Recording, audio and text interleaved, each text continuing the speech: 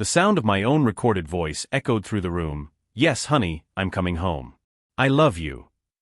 But I wasn't coming home. I was hiding in my own closet, watching my wife kiss another man in our marital bed. The irony was that I had installed those security cameras to protect our home. Now they were showing me how my world was falling apart in high definition. My name is Donald, he is 42 years old, and until 3 weeks ago he believed he had the most solid marriage in the neighborhood. 15 years with Rebecca, a marketing consulting firm he built together, a house in the most upscale area of the city. We were the couple everyone envied at the condo parties. Rebecca was wearing the red lingerie I bought for our anniversary last month.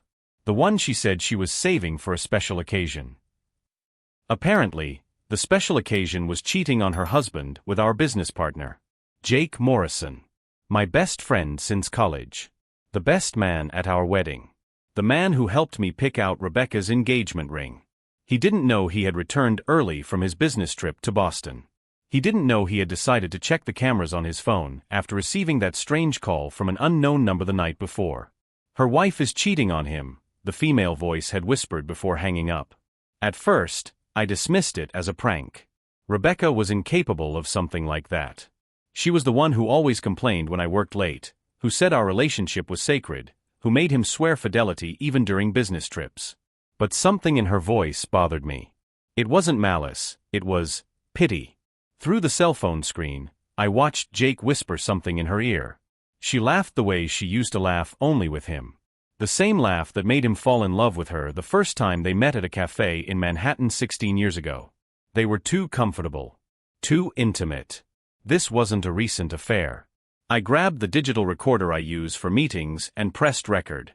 If there was one thing 15 years of consulting had taught me, it was that evidence always speaks louder than words. Rebecca got up from the bed and walked to the window, completely naked. Donald will be in Boston until Thursday, she said, fixing her hair. We can use the house as we please. Jake laughed. Poor Donald. Working like a dog to support our get-togethers. My jaw clenched. Our get-togethers. As if I were just an unwitting sponsor of his romance. Does he suspect anything? Jake asked, lighting a cigarette. On my bed. In my house. Donald? Never. He trusts me blindly. And you too. Rebecca laughed again. Yesterday he asked me to organize a birthday party for me. He wants to do something big in the downtown hotel ballroom. My blood ran cold. The surprise party. I had spent weeks planning every detail. Her favorite flowers, a personalized menu, a guest list including all our family and friends. Jake was on the guest list, of course. How romantic, Jake said sarcastically. The cuckold husband organizing a party for her adulterous wife. They laughed together, and the sound cut through my soul like a knife. It was at that moment that an idea began to form in his mind. A terrible and perfectly fair idea. If they thought I was a gullible fool, I would let them continue to think so. If Rebecca wanted her birthday party so badly, she would have it. And it would be a night no one would ever forget. I closed the camera app and walked quietly to the garage. I needed to get back to the hotel and pretend I was still in Boston. I needed time to plan. As I drove through the city streets, a single truth echoed in my mind. He had no idea who he was messing with. And if you're enjoying this story of betrayal and revenge, don't forget to subscribe to the channel to find out how far a betrayed husband will go when he discovers that her entire life has been a lie. Because what Rebecca and Jake didn't know was that I had recorded much more than that conversation. And in exactly 2 weeks, during the party I was organizing myself, all of our friends, family, and co-workers would find out exactly who he really was. Over the next 5 days, I pretended to be in Boston while meticulously cataloging every lie Rebecca and Jake had told him. The security camera app became his window into a world he never imagined existed. His own home turned into a scene of betrayal. Rebecca had always been a calculating woman. I got to know this trait when he started dating her in college. She organized every aspect of their lives with military precision, from romantic encounters to career plans. At first, I found it admirable. A determined woman who knew what she wanted. Now, watching through the cold lens of the cameras, I realized how that determination had corrupted into pure manipulation. On Tuesday, Jake brought French champagne, the same brand I had bought to celebrate our first $1 million contract. They toasted in our living room, sitting on the sofa he had chosen together with her during their honeymoon in Tuscany. "Donald really believes you love him," Jake said, laughing cruelly as Rebecca nestled into his arms. 15 years of marriage to him have taught her exactly how his mind works, she replied, tracing circles on Jake's chest. "He's too predictable. He works like a horse, gives me everything I ask for, and never questions anything." The coldness in her voice hit me like a punch in the stomach. 15 years of marriage reduced to a cold analysis of behavioral patterns. Jake leaned down to kiss her neck. "And when we gain full control of Morrison and Associates, we'll expand to the West Coast. Los Angeles, San Francisco, maybe even Seattle." Rebecca pulled away from him, her eyes shining with ambition. "Donald has built a solid foundation, but he lacks the vision for real growth. He's content with his small local successes." Small local successes. The company that I built from scratch, working 80 hours a week in the early years, sleeping at the office more often than at home, sacrificing vacations, weekends, and even my health, all of that was just a stepping stone to his grand plans. Jake laughed. "It'll be too easy. The poor guy has no idea we've already altered the partnership documents." My blood ran cold. Altered partnership documents? I grabbed his laptop and logged into our account at the law firm. His fingers trembled as he typed in passwords and navigated through the confidential files. There it was, a modified version of our company's contracts, dated 3 months ago. Subtle changes in stock distribution, modified decision clauses, even my own signature, perfectly forged. Rebecca had taken advantage of my trip to Chicago in January to implement this phase of the plan. I remembered her insisting that I sign some routine documents before I left, saying that his lawyer needed to update them for tax purposes. How could I have been so naive? I continued watching the recordings. On Wednesday, he discussed financial details while showering together in my bathroom. "Is the Cayman Islands account active yet?" Rebecca asked, applying shampoo to his blonde hair that I used to gently comb every morning. "Yes, and I transferred the first $200,000 yesterday. Once we finalize the change of control, we'll have enough time to move the rest before Donald notices," Jake replied, massaging his shoulders. $200,000. Money I had earned, sweated for, saved. Money that was supposed to secure our retirement, pay for the home renovation Rebecca wanted so badly, finance the children we planned to have. Children I now knew she never really wanted. What about Daniel Martinez? Rebecca mentioned her accountant's name. "Does he suspect anything?" Jake grimaced. "Martinez is too loyal to Donald. We'll have to replace him as soon as we take full control. I already have someone in mind, an accountant who works for a percentage of the profits he manages to optimize. Daniel Martinez. A man of integrity who had worked with us for 7 years, who had turned down offers from larger companies to stay with us, who considered our team a family. He planned to fire him simply for being honest." On Thursday, his conversation took an even darker turn. "Will Donald take it passively when he finds out?" Jake asked, pouring red wine into glasses my mother had given us as a wedding gift. "He won't have a choice. The legal documents are perfect, and we have witnesses who confirm that he signed everything knowingly.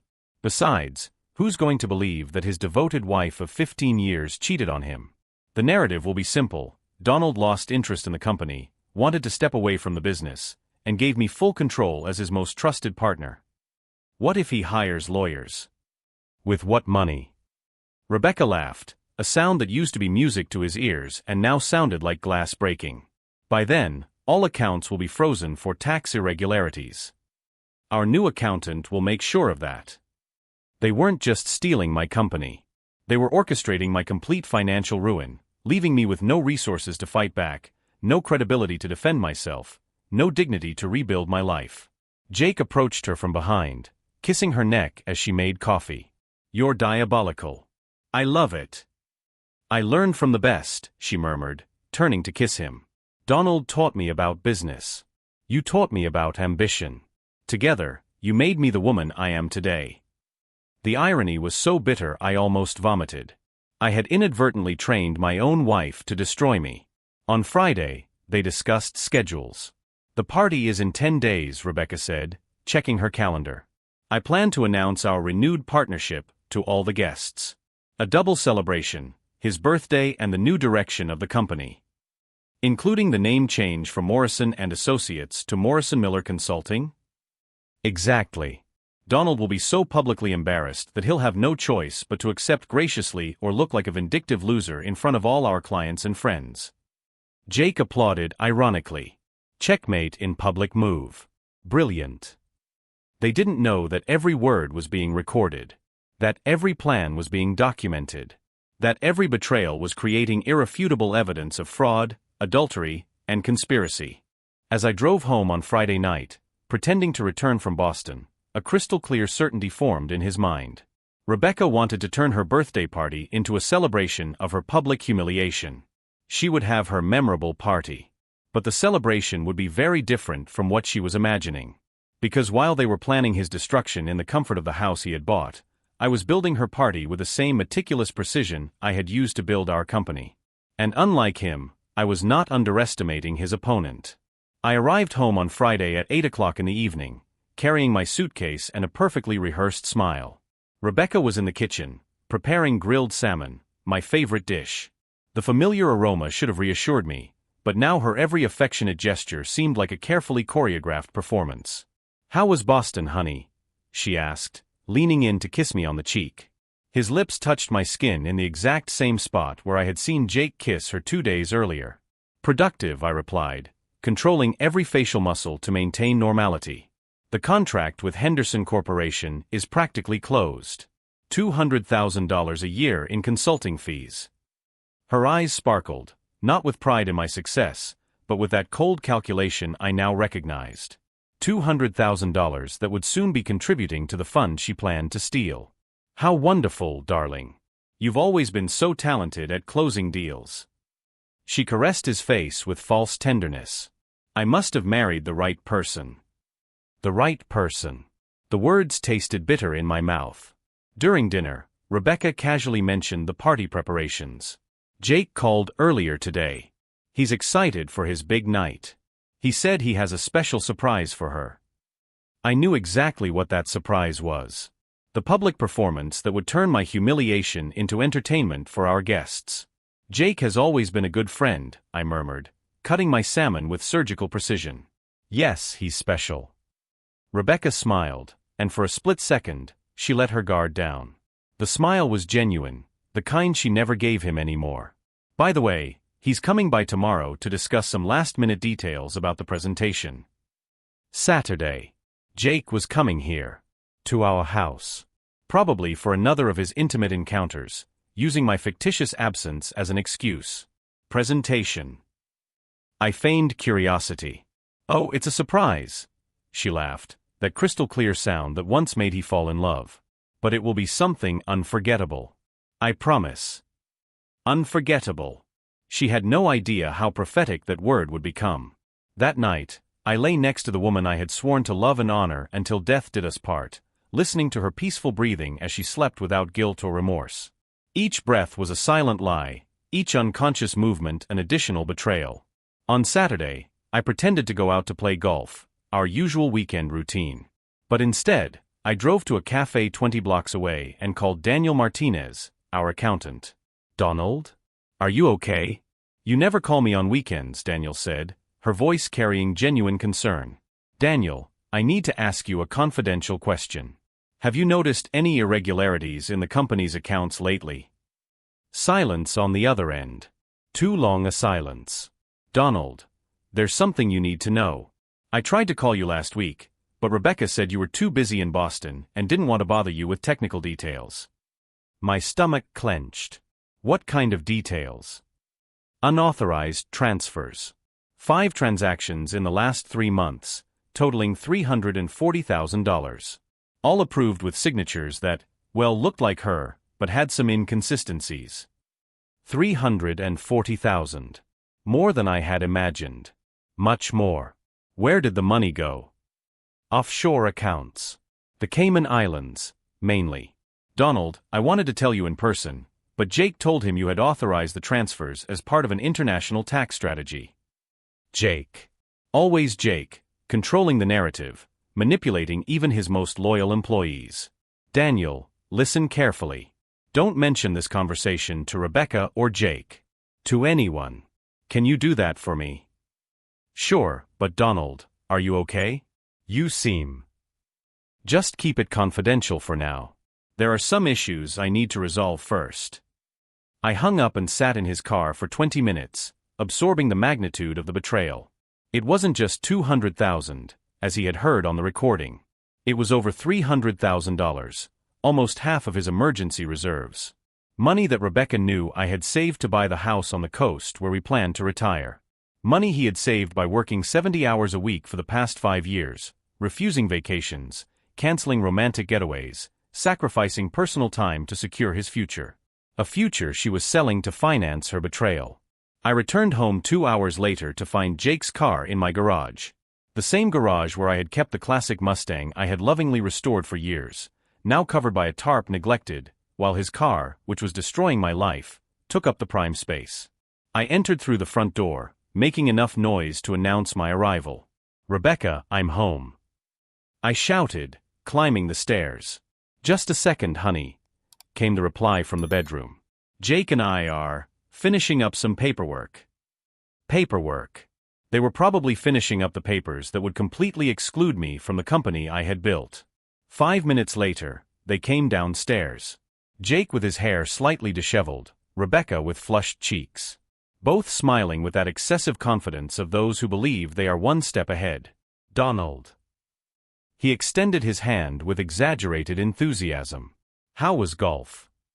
"Productive," I replied, shaking her hand and holding it for a second longer than necessary, looking her straight in the eye. I always learn a lot when I have time to reflect. Something changed in her expression. A shadow of uncertainty. "Jake was telling me about the new expansion proposal," Rebecca quickly interjected. "It looks like we'll have some incredible opportunities on the West Coast." "Certainly," I agreed calmly. "Change always brings opportunities. For everyone." Jake laughed, but the sound was forced. "You seem different, Donald. More relaxed." "Sometimes a little distance gives us perspective," I replied. "About business, relationships, loyalty. About who we can really trust." The silence that followed was thick with tension. Rebecca and Jake exchanged a quick glance, the first sign of nervousness I had detected. "Well," he said, picking up his briefcase, "I have to go. Lots of party preparations." After he left, Rebecca approached me with that calculated smile. "Are you okay, dear? You seem different." "I'm fine," I replied, kissing her forehead with the same insincerity she showed him. "Just looking forward to his party. I'm sure it will be a night no one will ever forget." That night, while Rebecca slept beside me, I opened my laptop and began researching. Research on commercial fraud laws, on divorce in cases of adultery, on the recovery of illegally transferred assets. But mainly, I researched the Grandview Hotel, where the party would be held. I studied every detail of the main hall's audiovisual system, the security protocols, the hours of operation. Around 3 in the morning, an idea began to form. An idea that started as a desire for justice and evolved into something much more elaborate. Rebecca wanted to turn her birthday party into a public celebration of my humiliation. She would have her memorable party. But instead of celebrating my downfall, our guests would witness his. On Sunday, I feigned absolute normality. I helped Rebecca choose her dress for the party, praised her menu choices, even suggested a few additional names for the guest list. "How about inviting the Petersons from the law firm?" I suggested casually. "And maybe Marcus Thompson from the city's legal department?" "Lawyers." Rebecca frowned. "Why so many lawyers?" "Networking, honey. You never know when you'll need new professional contacts." She agreed, unaware that each additional name I suggested was strategically chosen. People who would need to be present when the truth was revealed. Qualified witnesses for what was to come. On Monday, I called Daniel Martinez again. "Daniel, I need a favor. Discreetly, I want you to prepare a complete report of all suspicious transactions from the last 6 months. Every transfer, every questionable signature, every unauthorized movement of money. Donald, that could take a few days. You have a week. And Daniel? Prepare 3 copies. One for me, one for his personal files, and one for, well, for when we need it. Understood. Donald, may I ask what's going on? Justice, Daniel. Finally, justice. As I drove back home, a crystal-clear certainty settled in my mind. For 15 years, I had been the devoted husband, the trusted partner, the man who always put others first. For 15 years, that kindness had been interpreted as weakness. Rebecca and Jake bet that my trusting nature would make me an easy victim, that her reluctance to suspect would be enough to cover up her betrayals. They were about to learn the difference between kindness and naivety, and at the party they planned to use to celebrate her ruin, they would discover that the man they had underestimated for so long had learned to play his game, but with completely different rules. The party would be in exactly 6 days. 6 days to turn my betrayer's celebration into the most devastating exposure of her lives. 6 days to prove that sometimes the most dangerous people are the ones you never suspect. On Tuesday, 3 days after my conversation with Daniel Martinez, I received a call that would completely change the scope of my revenge. Mr. Donald Morrison? The voice was female, hesitant. My name is Patricia Wells. I work as an audiovisual technician at the Grandview Hotel. My heart raced. The Grandview was exactly where Rebecca's party would be. Yes, it's he. Sir, I know this may sound strange, but, are you married to Rebecca Morrison? The question caught me off guard. Yes, why? Patricia sighed deeply. I need to tell you something. I can't keep quiet anymore. His wife. She has been using our hotel for encounters. Regularly. For the past 8 months. 8 months. Not 3, as I had discovered. 8 months of systematic planned betrayal, carried out in the very place where she now wanted to publicly humiliate me. Go on, I murmured. She always books the presidential suite using a false name, Rebecca Collins. She always pays in cash. And she always comes with the same man. A tall man with brown hair who wears expensive suits. Jake. Obviously Jake. Mr. Morrison, the reason I'm calling is that, well, he asked me for a special favor for Saturday's party. He wanted me to prepare a surprise audiovisual presentation for his surprise. But when I saw the content, Patricia paused. It's too cruel. I can't be complicit in this. What kind of content? Photos of her in embarrassing situations, taken out of context to make him look incompetent or ridiculous. Edited text messages. Even manipulated audio recordings where her voice seems to be saying things she never said. The blood ran cold in my veins. It wasn't just betrayal and theft. It was systematic destruction of my reputation, orchestrated for maximum public humiliation. Patricia, did you save this evidence?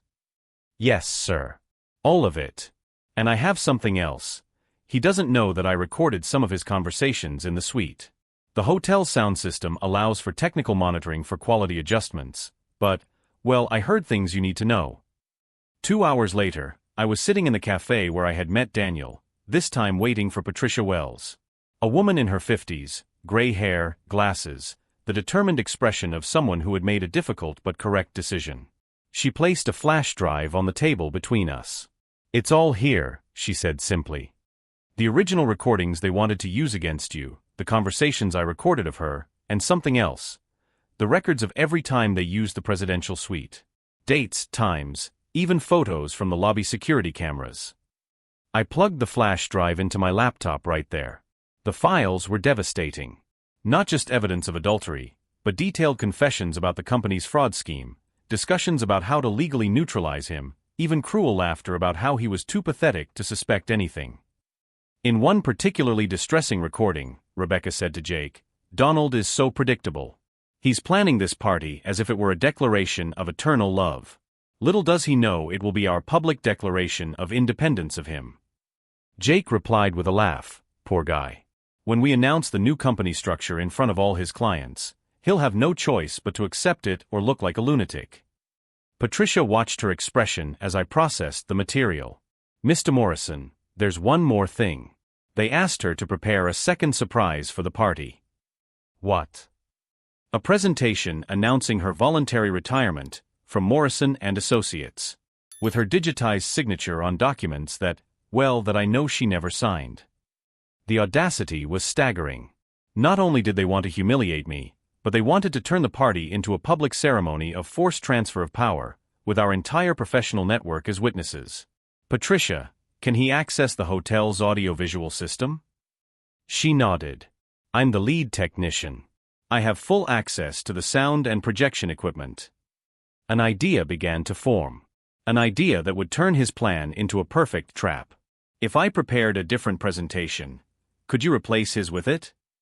Patricia's eyes lit up with understanding. I can do better than that.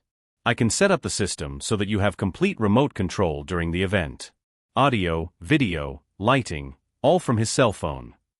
I spent the rest of the afternoon working with Patricia. While she set up the technical aspects, he methodically organized all the material he had collected. The recordings from his home cameras, Daniel's financial reports, the confessions recorded by Patricia, all chronologically organized into a presentation that would tell the complete story of the betrayal. But it wouldn't just be an exposé. It would be theater. On Wednesday, Rebecca casually mentioned during dinner, Jake said he has a special surprise planned for Saturday. Something about recognizing her contributions to the company. Recognizing her contributions. The hypocrisy was so blatant that I almost laughed. How thoughtful of his, I replied neutrally. Yes, he's always been a good friend. Rebecca smiled, that smile I now knew to be completely fake. By the way, honey, do you mind if I use his credit card for some final details for the party? Clothes, beauty salon, that sort of thing. His credit card. To pay for the preparations for the very humiliation she was orchestrating. Sure, I agreed. Use whatever you need. On Thursday, Daniel Martinez discreetly handed his 3 sealed folders to me. Donald, what I found is worse than we imagined. It's not just unauthorized transfers.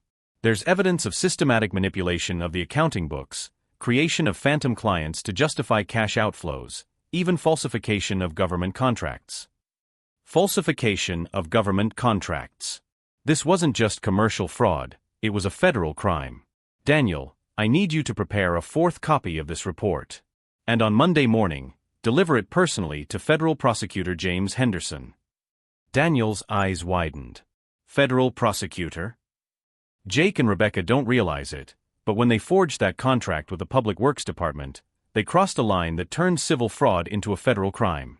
Prosecutor Henderson specializes in white-collar crime. What if he finds out before Monday? He won't. He'll be too busy dealing with the fallout from Saturday night. And if you're following this journey of discovery and planning, don't forget to subscribe to the channel, because the real revelation is yet to come, and when it does, it will change the lives of everyone involved forever. On Friday, the day before the party, Rebecca was beaming. She spent the morning at the beauty salon, the afternoon shopping for a new dress, all paid for with his credit card, and the evening making final calls to the guests. Donald, you're going to love the surprises we have in store, she said, adjusting her hair in the bedroom mirror. It's going to be a night no one will ever forget. An unforgettable night. For the first time in weeks, we completely agreed on something. I'm sure, I replied, watching her get ready for bed next to me. After tomorrow, nothing will ever be the same. She smiled, interpreting my words as support for her secret plans. But while she fell asleep peacefully, he remained awake, making final adjustments to what would be the most important presentation of his life. Patricia had sent him a message confirming that all systems were ready. Daniel had confirmed that the prosecutors would be attending the party, last-minute guests that Rebecca had approved without question, thinking they were just networking contacts. Jake had called earlier, her voice laden with feigned concern. Donald, are you sure you're prepared for tomorrow's surprises? Some of them may be intense. Intense. If only he knew how intense they would really be. At 2 a.m, I finished editing his presentation. 63 minutes of audiovisual evidence that would tell the whole story, from the initial discovery to the federal crimes, through every lie, every betrayal, every dollar stolen. But the most devastating element would not be the exposure of the betrayal. It would be the timing. Rebecca and Jake planned to announce my retirement at 9:15 p.m., right after the main toast. They had calculated this moment to maximize the impact and minimize my ability to respond. With everyone already slightly drunk and relaxed, it would be easier to control the narrative. My presentation would begin at exactly 9:14 p.m. 60 seconds before he executed his final blow, our guests would discover who really deserved to be humiliated that night. I closed my laptop and looked at Rebecca sleeping peacefully beside me. In less than 24 hours, the woman who had shared my bed for 15 years would discover that the man she considered too predictable had orchestrated the most spectacular downfall of her life. And unlike her plans, mine would leave no room for recovery. The Grandview Hotel had never looked so elegant. Rebecca had chosen every detail: white and gold flowers, soft lighting, the main hall overlooking the city center. 200 people circulated among round tables, chatting animatedly as they enjoyed canapés and champagne. I stood near the main table, watching Rebecca radiate genuine happiness for the first time in months. She wore a navy blue dress that highlighted his eyes, the pearl necklace I bought for our 10th anniversary, and that radiant smile that used to make him fall in love with her over and over again. Today, that same smile caused him physical pain in his chest. Jake circulated among the guests as if he were the co-host, greeting important clients, cracking jokes, posing for photos. He had brought a bottle of Dom Perignon champagne, the same brand we drank to celebrate our first $100,000 contract. The irony was as bitter as the metallic taste in my mouth. At 8:45 p.m., I received a discreet message from Patricia: "System active. Remote control working perfectly. Good luck." I discreetly tested the app on my phone. The giant screen in the hall responded to my commands: volume, brightness, input source. Everything worked like clockwork. At 8:50, Rebecca approached me, her eyes shining with excitement. "Donald, are you ready for the surprises?" she whispered, kissing his cheek with that false intimacy that I now recognized as performance. "Jake has prepared something very special for you." "I'm sure it will be unforgettable," I replied, holding her hand, a hand I had held for 15 years, that had placed a wedding ring on my finger with such love, that now stole my money while caressing another man.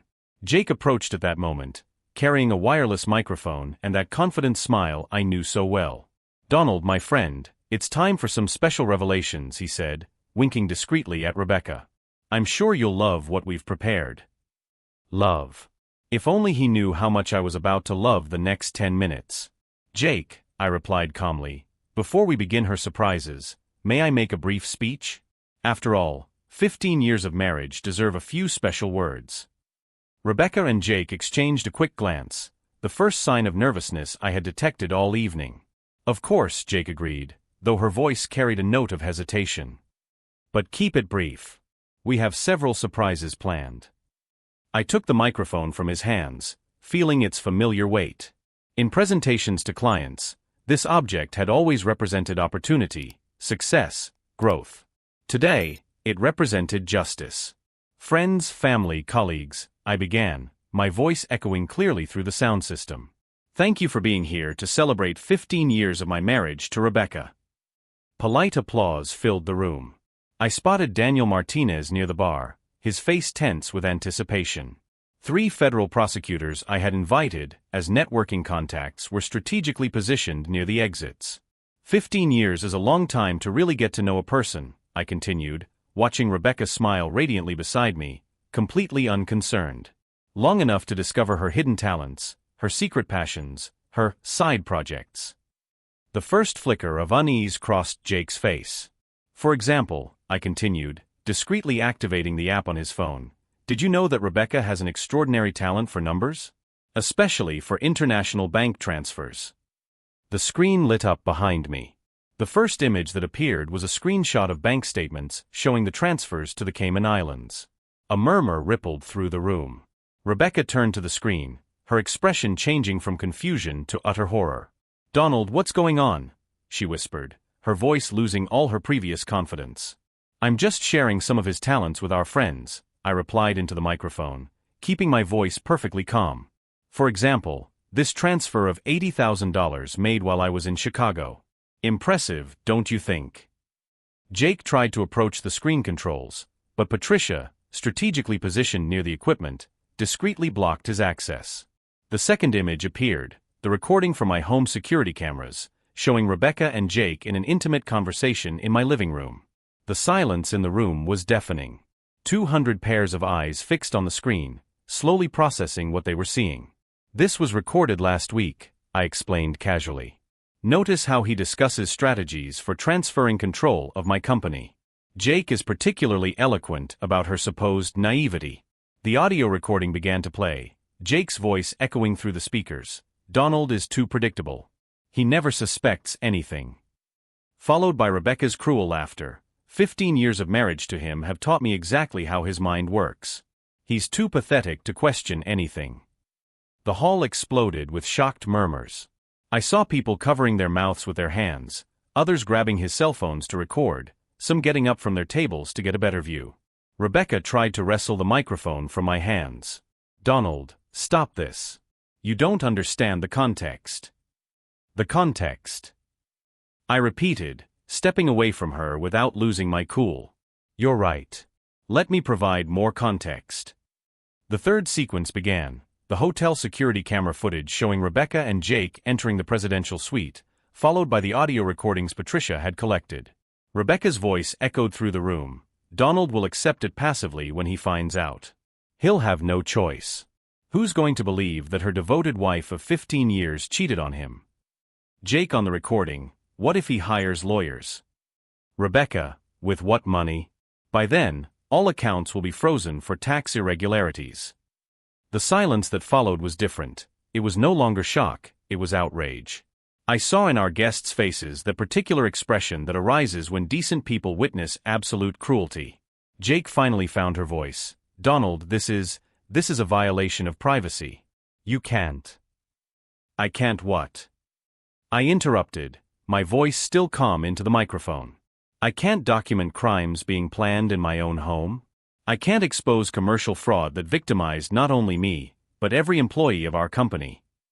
I turned to the audience. Prosecutors Henderson, Williams, and Rodriguez, would you please introduce yourselves?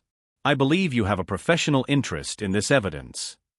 The three men stood up simultaneously, displaying her federal identification badges.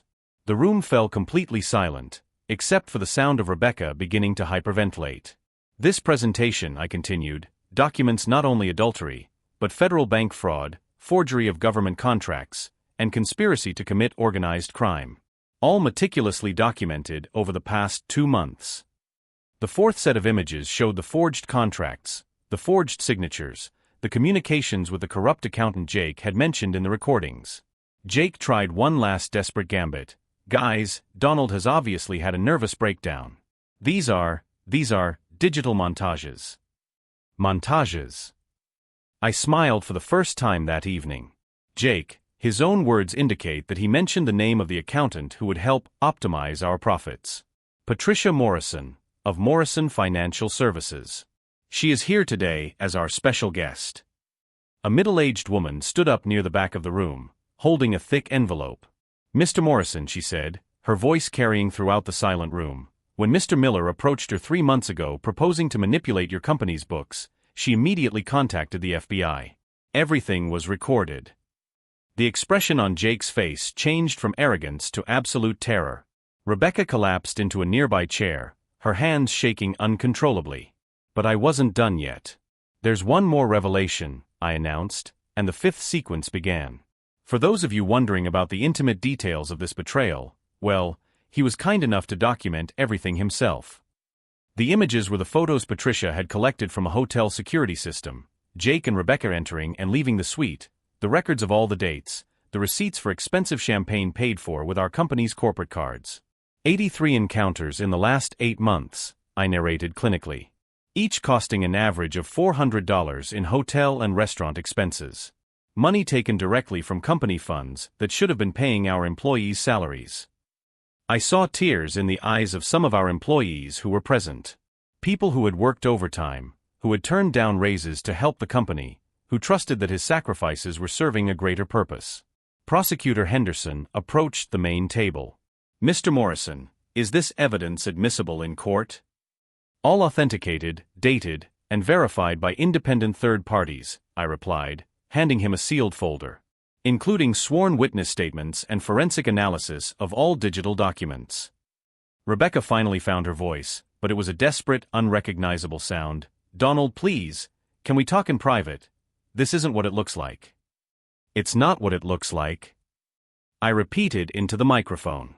Rebecca, for 8 months you shared a bed with my best friend while they planned to steal my company and destroy her reputation.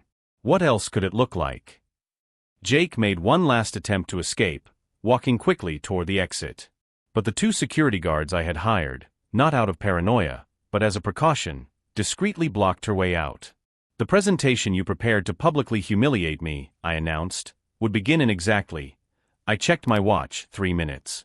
How convenient. It saved me the trouble of explaining how you planned to announce my forced retirement. The 6th and final set of evidence was the most devastating. Patricia's recordings of Jake and Rebecca rehearsing the presentation they would give, laughing as they imagined his humiliation, celebrating his downfall in advance. When the presentation ended, the silence in the hall was absolute. 200 people simultaneously processing the magnitude of the betrayal they had witnessed. It was Rebecca who broke the silence, her voice now just a broken whisper. How did you find out?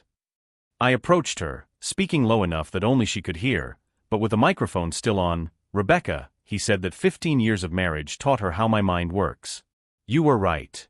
But you forgot something fundamental. Those same 15 years taught me exactly how his works. Prosecutors approached Jake and Rebecca with discreet handcuffs. While he watched her being escorted out of the hall she had chosen for his humiliation, he felt something he hadn't felt in months. It wasn't satisfaction at revenge. It was the deep peace of someone who had finally regained her dignity. And when I saw my employees approaching to greet me, some with tears in their eyes, others with smiles of relief, I knew that the real victory was not in his downfall. It was in the fact that, in 2 hours, I had turned the most painful betrayal of her life into the most solid foundation for her future. 3 months later, Rebecca and Jake were sentenced to 5 years in prison for federal fraud. $340,000 were recovered in full. Morrison and Associates became Morrison Consulting, with Daniel Martinez as a partner. Our employees received the raises they had deserved for years. Patricia Wells was promoted to events manager at the Grandview Hotel. She called me last week, "Mr. Morrison, that was the most memorable presentation in the hotel's history." The divorce was finalized without contest. Rebecca lost her right to alimony due to the evidence of fraud. I ran into Jake on the street last month. He looked down and crossed the sidewalk to avoid greeting me. I felt neither anger nor satisfaction, just indifference. I learned that betrayal hurts less when you realize that the people who betrayed you never really knew you. They underestimated not my kindness, but my strength. If this story of justice and new beginnings has touched you, subscribe to the channel for more stories of people who turned her greatest betrayals into her greatest victories. Today, I sleep peacefully knowing that I have built my new life on a foundation of truth and regained dignity. 15 years of marriage taught me about trust. 2 hours at a party taught me about justice.